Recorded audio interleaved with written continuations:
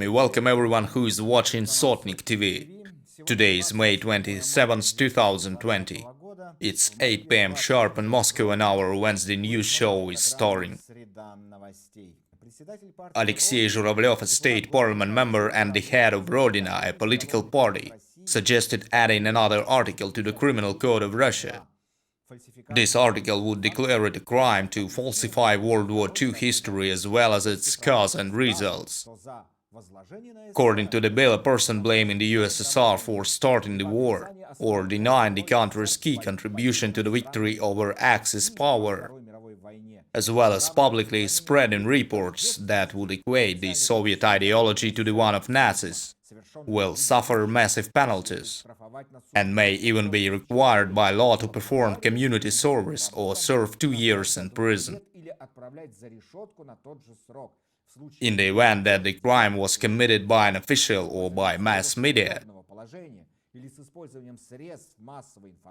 and phony evidence was used, the penalties can and should be twofold, and the possibility of serving up to 5 years on a work farm or prison. I have discussed the regime in Russia and the growing madness over the Soviet victory in World War II with Yuri Nesterenko, a writer and columnist. In today's Russia, he would definitely get prosecuted for denying the key role of Vladimir Putin and his generals in defeating Adolf Hitler.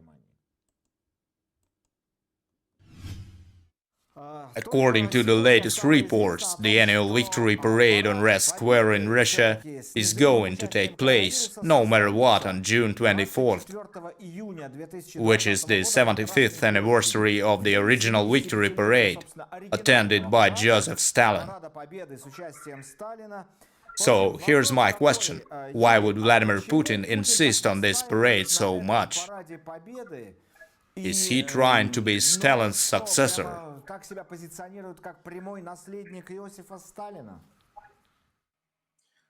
Well, of course, what else can he do?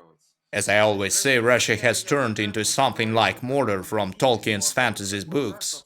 The country is now the kingdom of absolute evil. It was naive to think that such things only existed in fairy tales. In fact, those are real. Still, the Russian people live in an alternate universe that has nothing to do with the rest of us. They have been celebrating a mythical victory. That was nothing but a terrible disaster. World War II took the lives of over 42 million of their compatriots. In fact, it looked like the country took it on the chin. Such a high number of victims is a record in world history.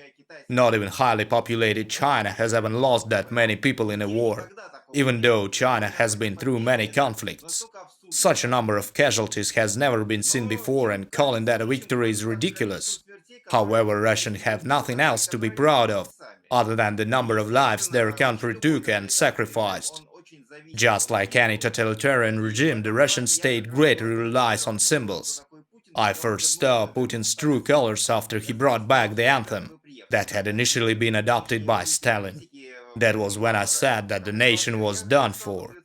It was the year 2000, and many of those opposing him now were his fans back then. So he brought the Soviet anthem back. It was clear to me back then, and I still do believe that such symbols are very important as a tool used by the leaders to influence the population.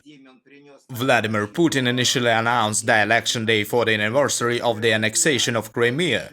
Then, due to the pandemic, the voting was rescheduled for Vladimir Lenin's birthday.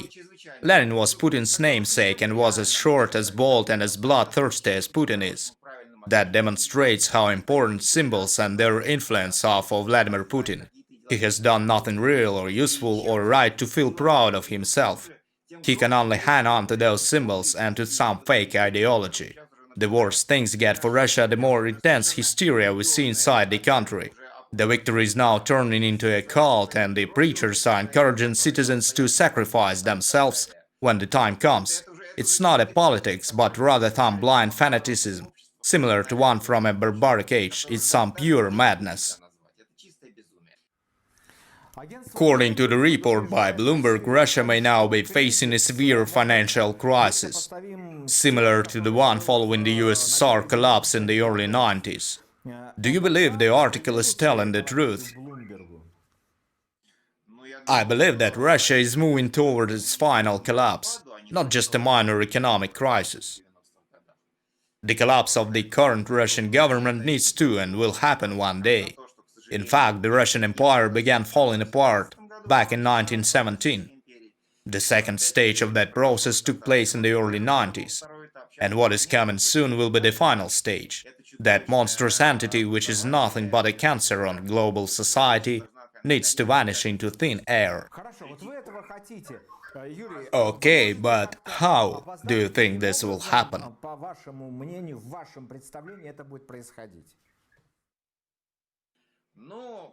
There's no more prosperity in Russia.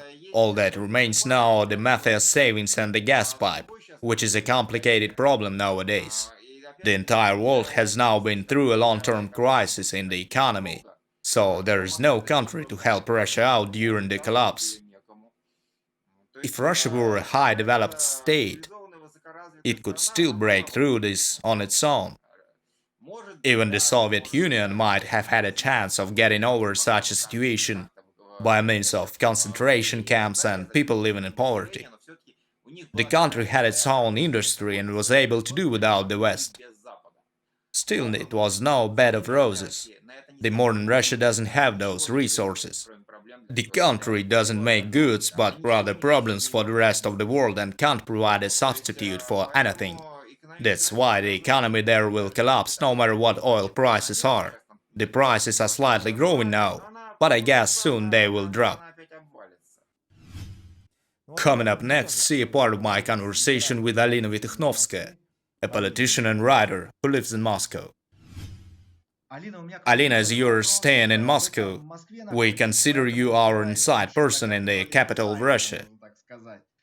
Can you tell me if Vladimir Putin has returned to the Kremlin from his bunker?